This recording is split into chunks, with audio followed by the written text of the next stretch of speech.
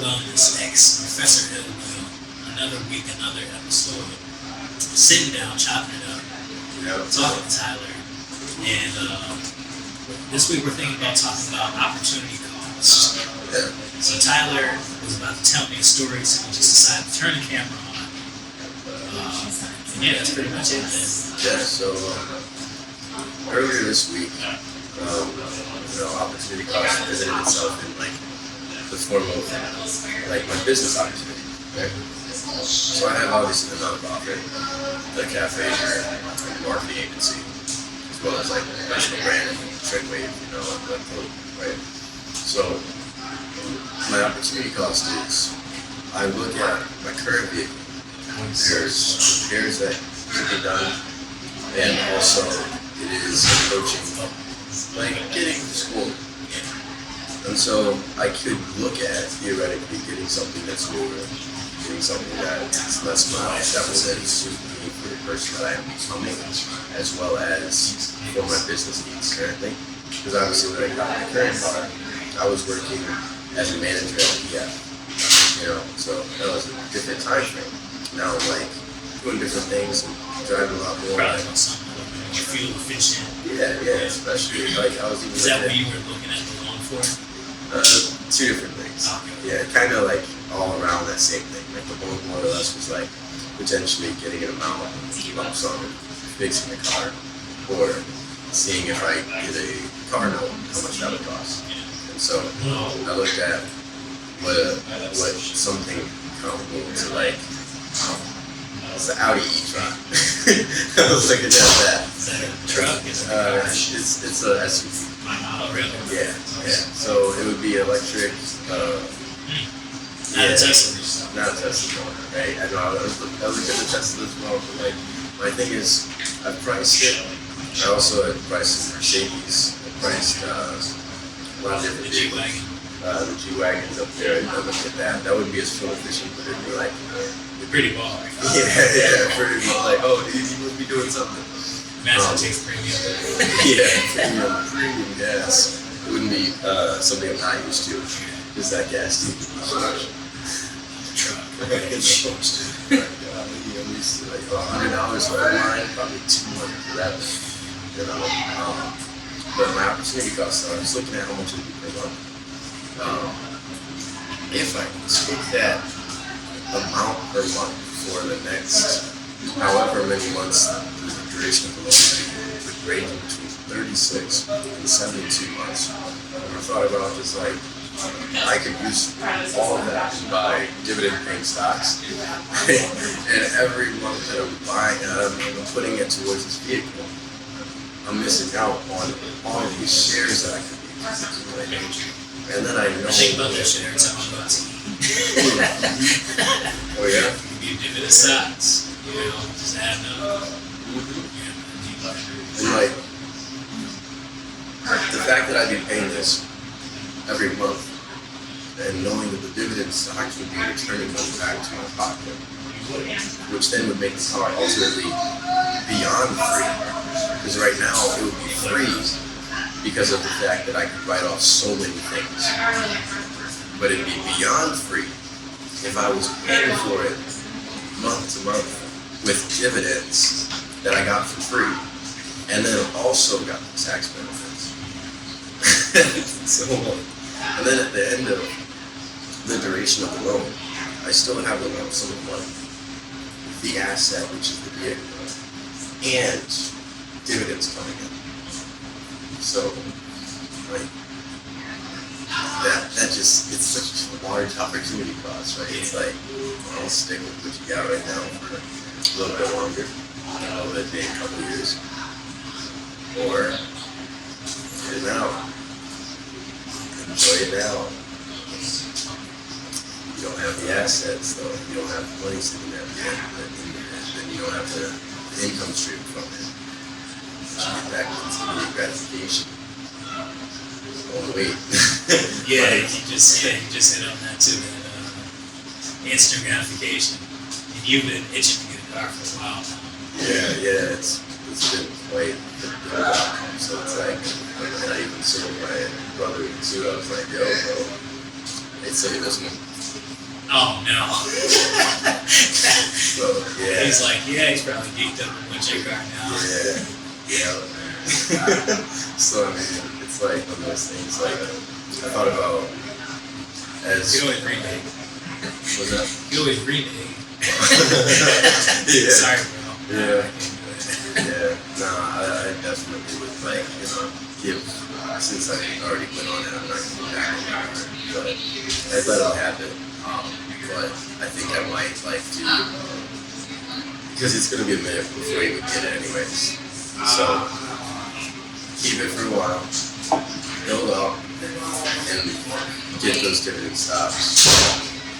Take a temporary, I don't know, like negotiate item that he becomes my personal driver for winter. Because we're approaching that season, so if you were to buy it around that winter season, then instead of buying a car, I can just buy him. Like, hey, you'll just chauffeur. So now he has the car, he can drive it, but I have a personal driver. And then at that time, I also gotta have the car.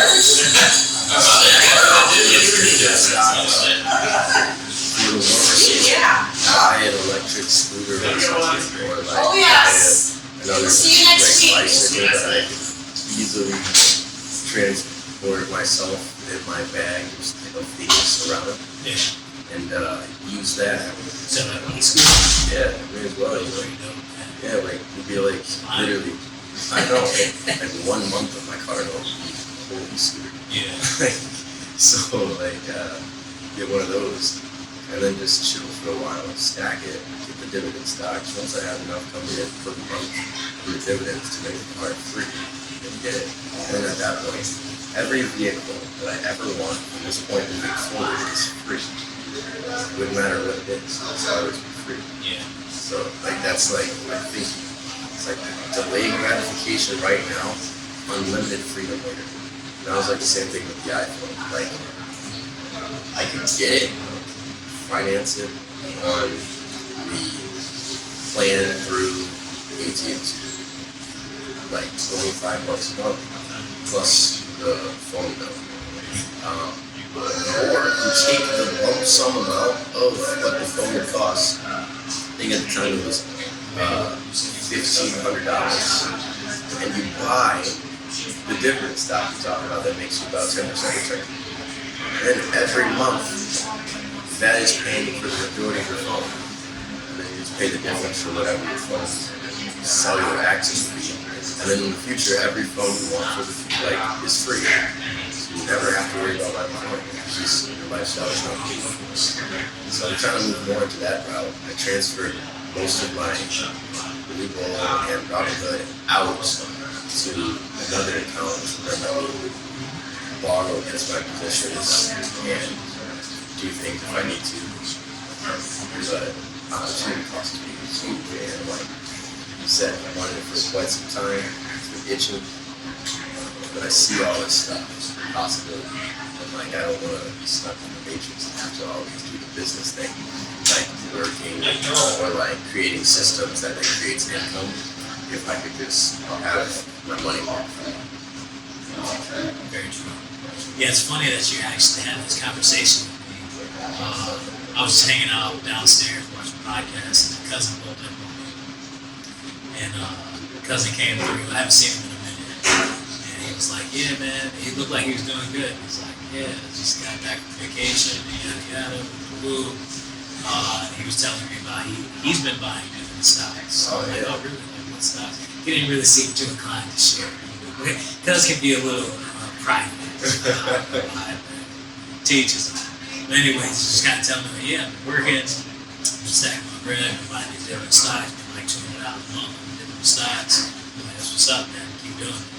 And then he's also like, yeah, man, I'm thinking about buying this new car. And I was like, oh, okay, that's cool too. Hey, if you got it, shit, all up, you know what I'm saying? Yeah.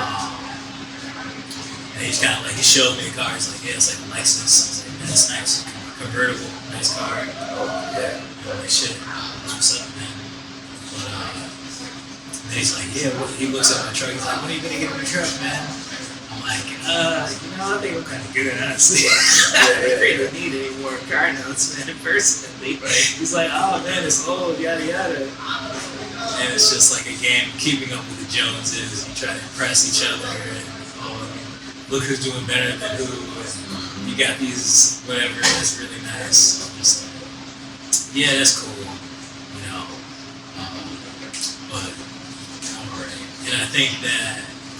I mean, I can see he's doing good in the position that he's at. He's got the same car that he had. He's not paying money on it. I think it's paid off. And that is an opportunity cost. It's nice to get that nice new car. But, I mean, personally, from my experience, I think I'm kind of good. I got the nice motorcycle. That's kind of like my stunner that I ride around with in the summertime. It's real nice and I enjoy it. And then the work truck gets me around in the wintertime. It's rusty as shit. It's getting old, but it still runs. Yeah. And I can work with it. So, I mean, I'm not really tripping personally about status or what it looks like. Yeah, personally. I mean, I already did my car note thing. I had 2 car notes. Oh, yeah. And I paid them off. I had a car note and a bike note. And that shit was hell. Yeah. And I paid that shit off, and I don't want to do that shit again. Right, No, not unless it's like I can really afford it or lease it or something different, man. Where it's like money and it's not like gonna be stressing me out where I have to keep working or so I mean, to each his own. Everybody does their own thing. But personally, I'm good with vehicles. Yeah. And I'm not gonna buy another vehicle unless it's like like the engine's gone or some shit. You cannot fix it. So that's the thing. Like also, I kind of wish I would have kept my old car. I was telling you about the Dodge Intrepid. Yeah. It was running great. Just needed like $300 worth of repairs, new tires, and it'd probably still be driving. The car had like 200,000 miles on it. It was still clean, wasn't too rusty. Paint job was kind of shit, but it drives back and forth. And I was like, it is what it is though. But now that this one paid off, I'm just gonna keep that as the beater and I'm just gonna rock with it until a better opportunity comes along and the money comes for it. Yeah, I mean, with that same thing, this is like, because I'm like my vehicles. Until it's a Lambo. What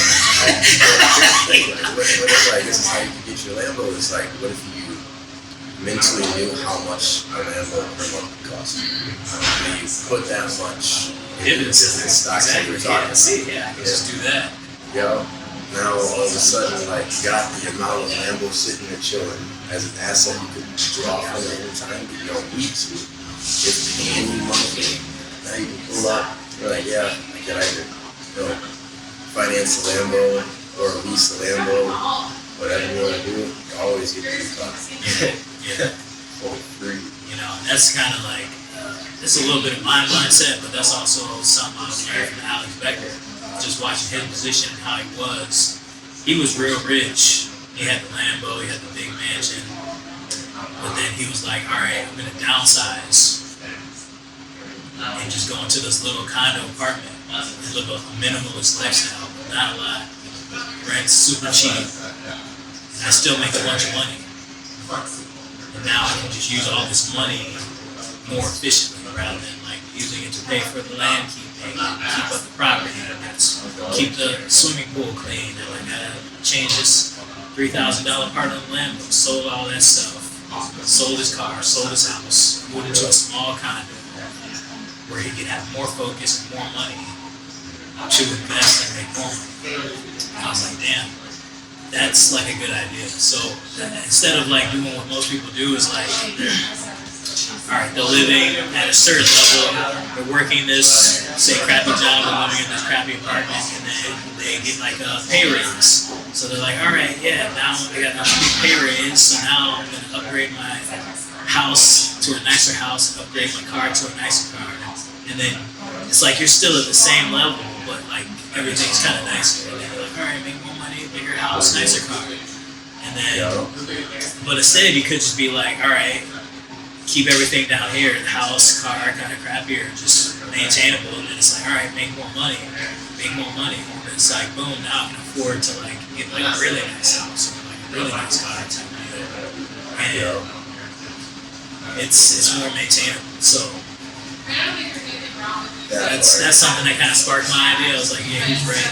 Live below your means and use your income. Don't get greedy and kind of like don't spend all your money that you're making. Save and invest the money that you're making to like upgrade, like resources. not necessarily, the resources. You can make that money work for you. Yes. Awesome. You can build the business to make more money. Keep reinvesting it into the business so that it makes more money, more money, more money. A great analogy that I like to think about. And then it's like your business pays for your car, your supercar, and your house and all this type of stuff. And you don't have to like necessarily work. Maybe there's other people working for you and you're just the boss now. Yeah, like I'll take that and run with it a little bit too. I've noticed one lesson that I've learned through running the business the way I've run it for so long is a lot of like workers would rather receive, pieces of their payment, pieces of a set rate of income at a fairly, consistent frequency. So if I pay you per week or per 2 weeks, rather than I pay you one lump sum for X amount of time. So with that, I have the ability, I can charge my clients the lump sum for their year, receive the entire chunk, purchase dividend stocks, and pay my team off the dividends. And now I have unlimited funding for future projects because they would rather have the month to month than the percentage of the larger check that they could have. That's one of the. So you're saying they'd rather pay you a lump sum, or they'd rather pay you the monthly? The team would rather receive. Oh, your team. Correct. They would rather receive more frequent payments than an infrequent one lump sum. And for me, I prefer the lump sum because I know about the dividends, and I've talked to them over and over about these things. But I just see things differently. I prefer the lump sum because I can then leverage it. I then choose how I budget, and then I can basically, if I had this lump sum where I already know what my cost of living is for a month, so I know what my cost of living is for a year. So if I know that and I have that lump sum, I can then just budget and be disciplined. That's the only thing, be disciplined to live by that rule. If things go up, then you adjust a little bit. Like I might just have to earn more money because this base level budget still will work. Or maybe it'll then just work for 11 months instead of 12. But you still have to stay disciplined on the plan. And so that base level then will be set for me mentally. But they would prefer to receive a monthly payment, or a weekly payment, weekly payment, then one lump sum and then just budget.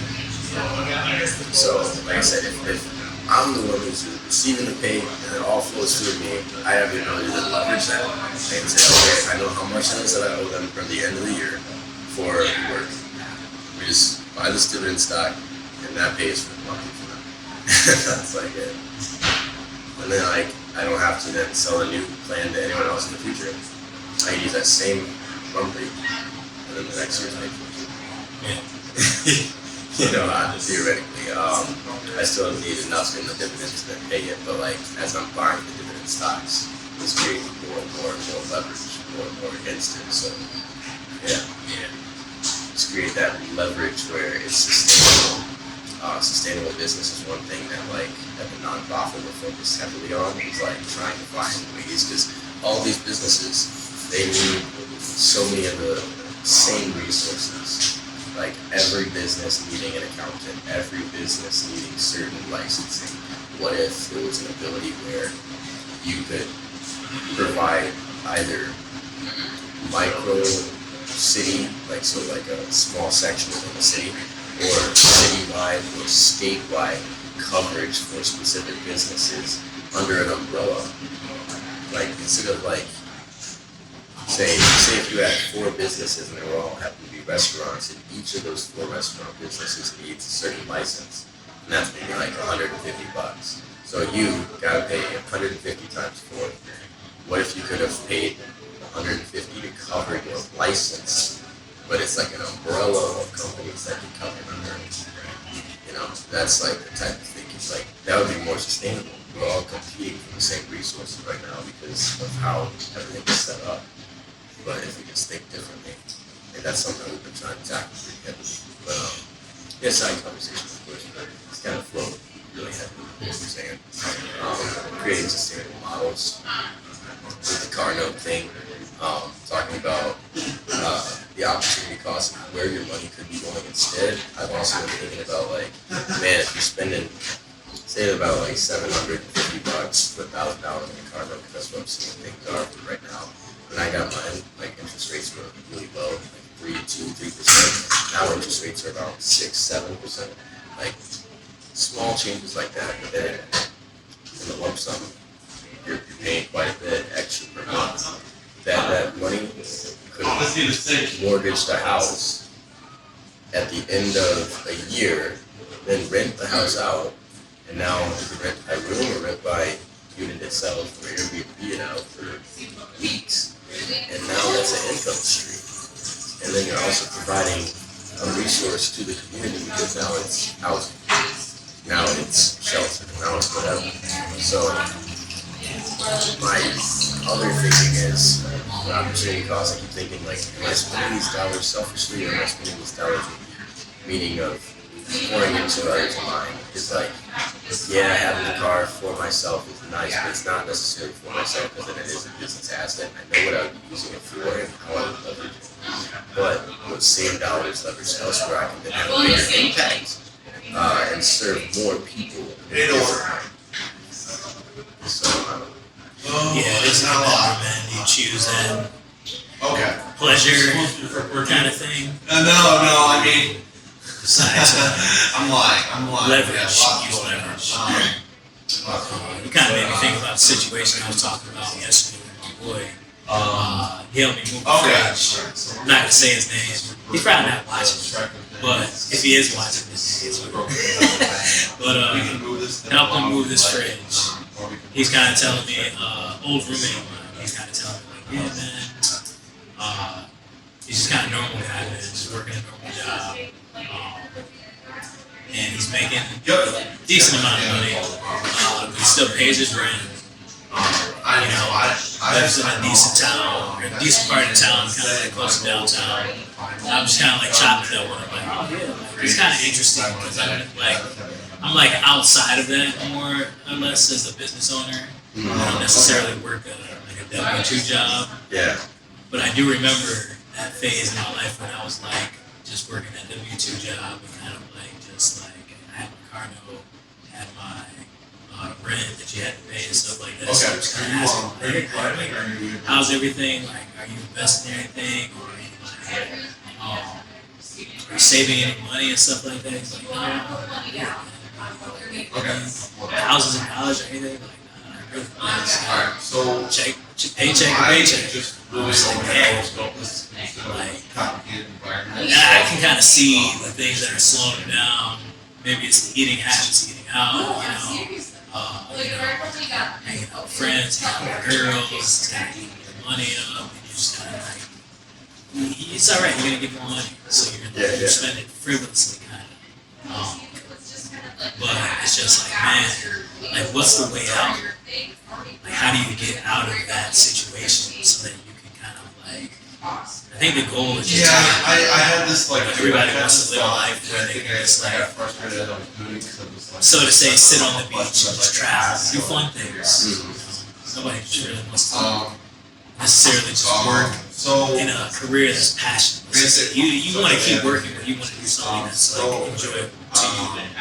So something that's work, but it's also fulfilling. It's just like, man, what is the way out? And for me, the way out is to like minimize those expenses, man. To minimize that opportunity cost. Kind of live a little bit frivolously. And I think that's going to get you into a better position so that you can leverage your time and your energy more to get you into a life that is satisfying to some degree. Because I remember, like, I did at one point have possibly like more money, but I did have way less time. Yeah. I didn't have time to like hang out with friends. Well, maybe only I had the money, but it was just my life lacked fulfillment. Wasn't very happy. It was nice to have money. I could afford anything that I wanted on a basic, minimal level. Buying coffee, I'm not worried about it. Buy these sneakers, I'm not really worried about it.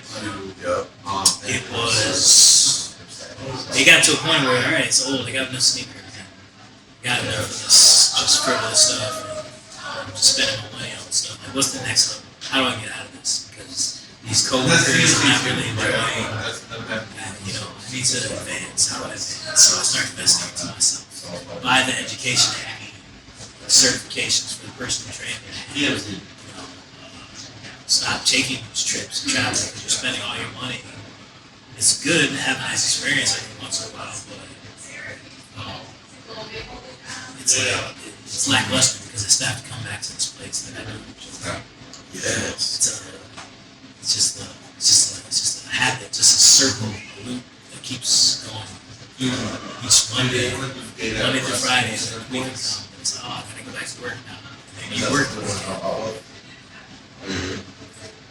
You hit on a lot of good points in there. Yeah. One major thing that I wanted to say was like, you were talking about how back in, you know, when you're in that matrix of thinking, a lot of times you have no idea how to get out. And like, you're just kind of doing things. You always got enough just to be satisfied. You got enough just to get all your needs taken care of, or at least like, A few extra $100. yeah, every time. So then you're just basically satisfied. You feel like everything's taken care of. I got to that level of thinking where I was realizing that, yeah, I was making more money, but I had less time. Like you said, I'd be working like, you know, the overtime, 6+ hours, sometimes every weekend, yes, and then multiple vacations, and at one point, 5 jobs at one time, right? But like, I realized that I knew, as soon as I knew what my basic cost of living was every month, my thinking started to change to like, how could I replace how I created that income for those things? Because I started to have like personal training clients on the side while I was also there working. So I'd get like a dude paying $30 a session 3 times a week. And I realized that, you know, 30, 60, 90, 30, 60, 90, 30, 60, 90, 4, you know, 4 weeks in a month, he was paying my car note every month just by working out with him learning from me getting my workout in, I'm getting a free car. So I just started to think differently. And I was like, okay, I'm seeing that. If I get another client at the same rate, then the insurance for the car is paid. So, okay, we can do these little things. So, as you said, if you want that life on the beach, retirement, everyone looks at retirement as an age, being 65 plus. But retirement is a mathematical formula. How much do you need per month to obtain this lifestyle? And now, how can you create that much per month to have that lifestyle? Like I said, 3 sessions a week working out, taking over $30 per session pays for my car. And I'm also getting a workout in, and that's fun. So like, thinking differently, how I can create that. You only need like 4 clients max, and then your monthly expenses are covered. You know, like, just break the matrix right then and there.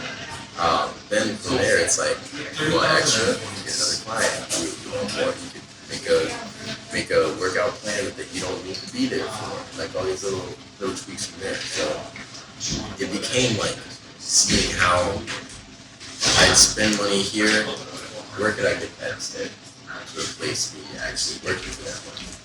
If you get out the hamster wheel and you're not working for it anymore, creative ways to start posting workout content.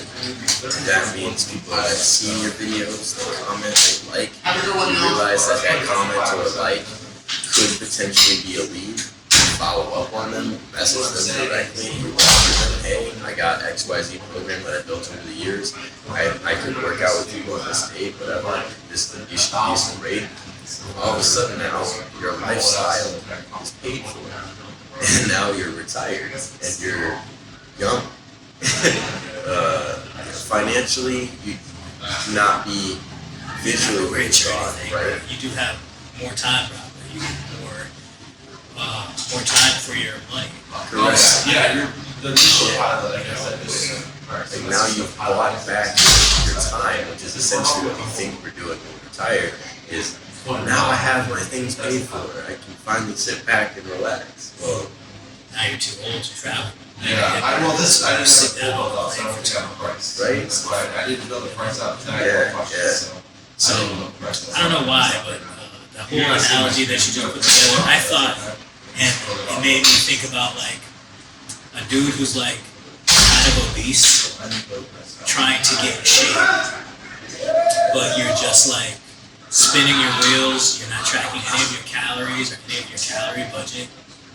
You know, your workouts, you don't know how many calories you burn. You know, you're not aware of how much money you're making. You don't know. Maybe you're spending your calories or your money on frivolous things. You're eating donuts and cake and this much pasta and this many carbs. You don't know how many carbohydrates and proteins or fats or anything. You're drinking these drinks. You spend your money on alcohol, on girls, weed and vapes or whatever, movies and all this just random stuff, new car parts, new sneakers, and glasses, and all this stuff that's not really helping you get in shape or anything.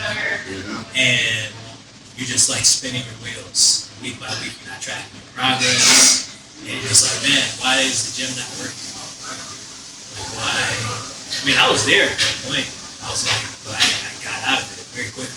I was like, okay, like yeah, at first you get good, it's nice, feel good. I got the energy boost from working out more, feel good, boost the confidence, I feel like getting stronger. But then it's like, all right, like I'm still kind of like not fat, like not shredded yet. What's the deal? What's going on here? yeah. Oh, I got to look a little bit deeper into it. Got to get into the logistics. What are your calories are like? What are your fats? How many calories are you eating? How many calories are you burning? You know. And it's like, all right, well maybe I can add in more cardio. Sweet, that helps. It's like, all right, maybe I can add another chain of income. Maybe I can start doing something on the side, make more money. So that way it adds up, it stacks up, put that money into something else, burns more fat. So I don't know why, but then you start to get the results that you want. You have to come at it with some sort of like aggression and like more. You have to put more into it somehow.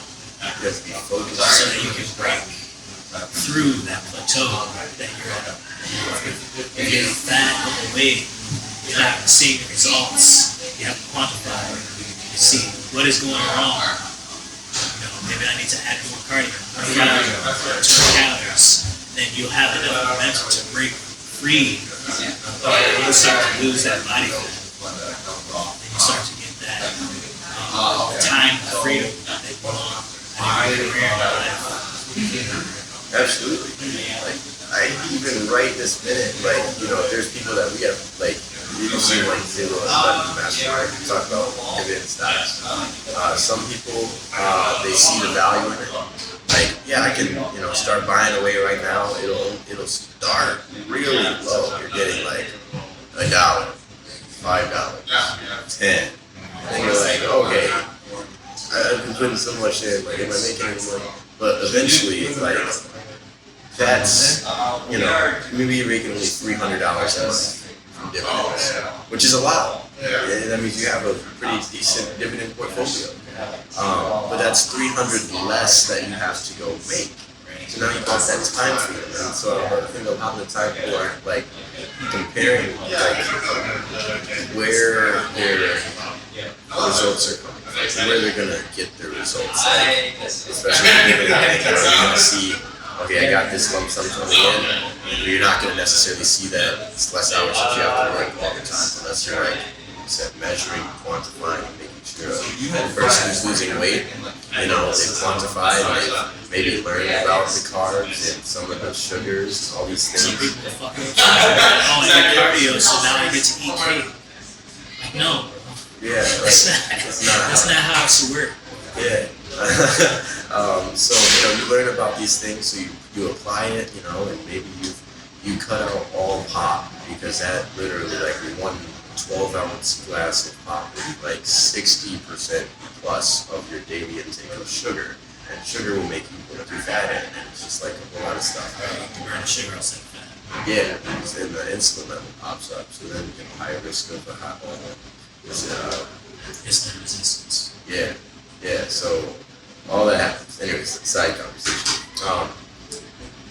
You cut out your pop, so then you're like, okay, I did that action. You start to maybe see, water weight. Yeah, water weight. So now you're like, but I still got a lot on you. And you might be like, well, I stopped the pop. That's hard for me. I'm tempted all the time to drink more. And then someone's like, well, you could add in some cardio. Like, it's already tough, but like as you start to take steps towards becoming that person, though, then these things become easier and you have to do less of it. I think in one of our previous podcasts you said there's things that you have to do once. Once you do these things one time, that is done. Like now you just have to show up, and now you just have to do other things. So once you've cut out the water weight and then you've built the habit of not drinking pop like 3 times a day, you've built the habit of not doing the bad habits and doing the good habit instead, you're already like way further ahead than you were before. Now you're building the habits on top of that to like become better, sharpen your saw, becoming more shredded. Like you said, you start working out and you're like, oh, now I'm a healthy individual, but I want to get shredded. So what do I got to do to get shredded? Next step. There's levels to all of it. Like from a 9 to 5 to being self-employed to being financially free to then being wealthy. Like, it's a flow. There's levels to each of it, and there's different things that you have to do at each level. I'm far from wealthy. I'm in the self-employed. We're working hard for this money. Mentally. We're free. But yeah, we're definitely free. We bought our time. Like, that's something that I don't have a lot of money, but I am free. Like, I don't have to show up and, like, do a job that I hate. Like I used to. So I used to, like, dread from 4 o'clock or like 3 o'clock, like, damn, this is the last hour. I'm gonna pack my lunch. Like, hopefully, I pray to God that I meal prepped, or else I'm just gonna be hungry and eating shit out of the initially. So it's like, alright, all good. If I didn't get a workout in, if I didn't read something, if I like missed my meditation or shit, it'd be like, oh, I gotta go to work. And that was like something that like really helped me was working out, just getting in shape. Like, set a goal to just get to the great shape. Fuck everything else. I can go to school. Maybe I'll listen to a little bit of podcasts. My day in routine was like, wake up, go to the gym, cook, eat a little bit, go to work, make the money. Rinse, repeat, recycle. And that, like, helped my mental health. Because it was like, if I didn't do that, it was like, man, this really sucks. Like, I'm just in the factory, and it's like the job, the day just went by, and it was like, I didn't move forward at all. This would have felt like I didn't read anything, I didn't learn anything, I didn't get in better shape today. It was like, I just wasted that day. I made some money, yeah, cool, but it was like, the rest of the day was like, a waste. Back to what I was saying, it's like, I'm free. I can kind of do what I want. There are things that I have to do, but I enjoy doing those things as my career path. It's really like working out for me. It's fun stuff. Just talking about this video podcast, it's also like my business. Also, so it's fun. So. Exactly. Like, there's different levels to each of it too as you like level up. Like we were saying, for you, working out is that freedom. You get to work out, you get to earn income from it, and it buys you time elsewhere. Right? And like, as you develop your skill set for, like, obviously you've been training for quite some time and you know a lot in the world of how each muscle works, how to get certain results, how to get shredded, build muscle, all these different things, and nutrition. So your value in essence goes up doing these things. Now you're able to charge more because of the time. That's something you hit on right there. It's like the time that I have now, I can use to make myself more valuable. Okay. So it's like, okay, I train more clients, get more XP, and now my rate goes up from $50 to $100 per session. And then I keep doing that. All right, now it goes up to $300 per session. Now I'm training celebrities because I'm so good. I'm getting all these celebrities, showing them, spending time with them, talking to them, coaching them. And it's just like a snowball effect.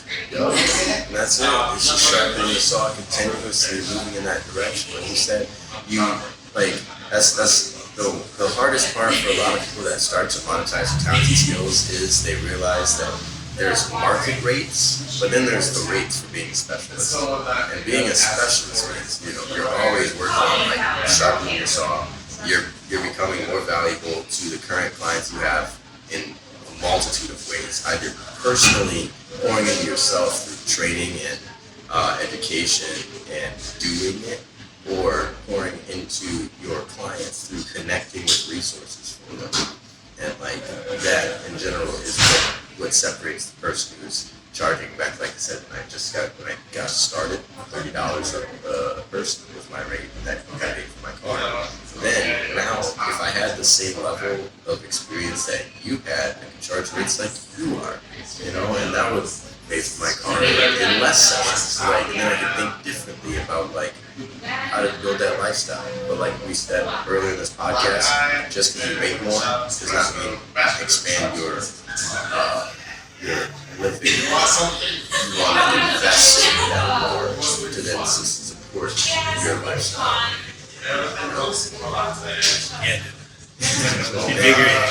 Yeah, so I think the moral of the story is I think we figured out how to escape from that is to invest in yourself. That's what it started with for me, getting in shape. I had the job, a little car, started going to the gym, getting in shape, learning, reading. All these things make me smarter, more effective, faster, stronger, more energy. And it allowed me to discover my passion, which was exercising. I'm really good at this thing now. I can help other people do this. And that was my way. I think that can be a start for anyone. Get in great shape. Yeah. Just get sharpen your mind. And have different thoughts. Absolutely. That's how it got started for me. Like we met at the gym. At that time, I had taken a leap from my traditional corporate jobs. I was selling cars and doing all this stuff. And I was the youngest in the office, and everyone I'm working with is like near retirement age and all that stuff. And I'm like, this is not the world for me. So I took a leap and I went to Planet Fitness just to like be around people my age. I connected with you, you give me the book Think and Grow Rich. I listened to it and immediately it was like the creativity and like I can't. And see, that's what I was doing. Was like I was working, making money, but investing in it, buying books, buying courses, find a way to get better, learn more information, buy the gym membership, buy the healthy food. How can I get stronger? How can I get faster? And like you give me that tool. Showed me like again that I could and I can and like I've already been doing things for my development. But looking at it from a different lens, I can choose what I get better at. If someone out there is like, wow, it'd be really great if I could learn how to monetize by working out. I work out, I get class all the time, how I do it. So you can learn sales, you can learn marketing, you can learn how to communicate what you do and how it helps other people. You can learn all these things. These are all just skills. And through you making yourself a priority and pouring into yourself and your education. And again, college has taught me that there is a place that I can go to acquire specific knowledge. So knowing that, I can go to YouTube Academy, I can go to people who could be mentor figures, I can go to coaches, I can go any place to acquire what I need to know.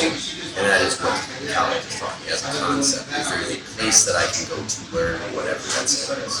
So if you are wise enough to know where to go, you can cut out years, you can cut out thousands of dollars of costs, and get the skill, get the knowledge, get the wisdom, just by having a conversation with the right person. And so, pour into yourself, make yourself Yeah, bright. so nothing too. College taught me to jump through the hoops in order to get that grade or whatever it is, whatever specific result. There's certain things that you're gonna have to do. That being said, like the hoops, that's like life. Like there's many hoops that you gotta hop through to get through any goal in life. And as you're in college, you know, there's a rating system, A, B, C, D, E, you know, on how well you jump through the hoop.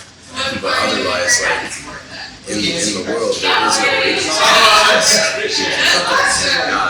Did you are you pouring into your environment, your community? Are you not? Are you free financially or in time? Are you not? Like, that's the rating. Like, that's what we don't see. And like you said, you learn that skill in college. I learned that there's places I can go and then combining those two things, I realized that I can set a goal. In setting the goal, now I look at and I can see the hoops I gotta jump through. You have a target.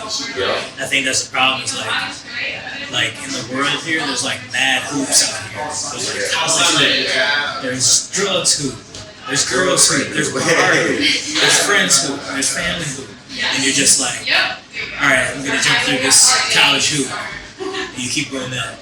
Then there's like, all right, bar hoop, girl hoop, this friend hoop, go back to job. Just go back to college, jump through those hoops again. And there's like, internet, YouTube hoop, jump through this. Oh, okay. You can pick any hoop, but it's like you have to keep jumping through the right hoop that you want. You have to pick a target. Which hoop are you going to choose? And so, make sure you do that shit. Focus on it. Be aware of what you're jumping into. I love that analogy, and I think, like, again, like if that's one gym an audience member can take, that's literally like the first step plan to achieve success. Decide first, level 0, believe that you can do it, believe you can change. You have to think you grow rich. You have to think this is possible for you. Then after that, decide, set the goal, make the aim, and make a plan, right? Now that you have the goal, you can see what hoops you may need to jump through to get there. Now you gotta start jumping through the hoops, which is doing an execution plan. Discipline, dedication, consistency. Precisely. And in doing all of that, if you, fourth step, revise your plan if necessary, you look at the hoops, maybe there's a hoop you missed, add that to your plan. And then being relentless and doing these things until you achieve the goal. Yes. People are how long does it take getting shape? Work out every day, track your macros until you get shredded. That's it. And then you're gonna have to do it until you're gonna have to keep doing it. If you don't, then you're not gonna be able to maintain the result. Right, exactly. Like they say, statistically, especially with minimum wage right now, even a worker who works at McDonald's for their entirety of their life will become a millionaire. So you can become a millionaire just doing the bare minimums and working at McDonald's. But there's a large time gap that you're going to have to face to get there. So you can be a millionaire if you work these hours at this rate until this. Or you can pour into yourself, become more valuable, and do these things to increase your value until you achieve the goal faster. So there, again, shift our thinking, work until the goal is achieved. Do not work until you get tired. That's about it. Yeah, or work until you get tired, take a rest, and then get back to work. And take a rest, not quit. There's a difference. So, other than that, though, this was fire, dude. I didn't even know that we were going to take it there, but we did it. Yeah, absolutely. We started off just like, hey, let's talk about opportunity costs. Here we are. So, Again, thanks guys for tuning in today. We got plenty more on the channel. You can see us weekly. Will and I will be delivering gems. Feel free to let us know what you guys want us to talk about in future episodes and comments. Sounds good. Like, subscribe, follow us on the social media channels, and see you guys in the next video. Professor illWill, CEO of New Wave Coaching. Go out into the world and be the wave of change. And Tyler Wallace here, helping open-minded individuals monetize their talents and skills, turning it into additional streams of income. Make yourself a priority. Peace.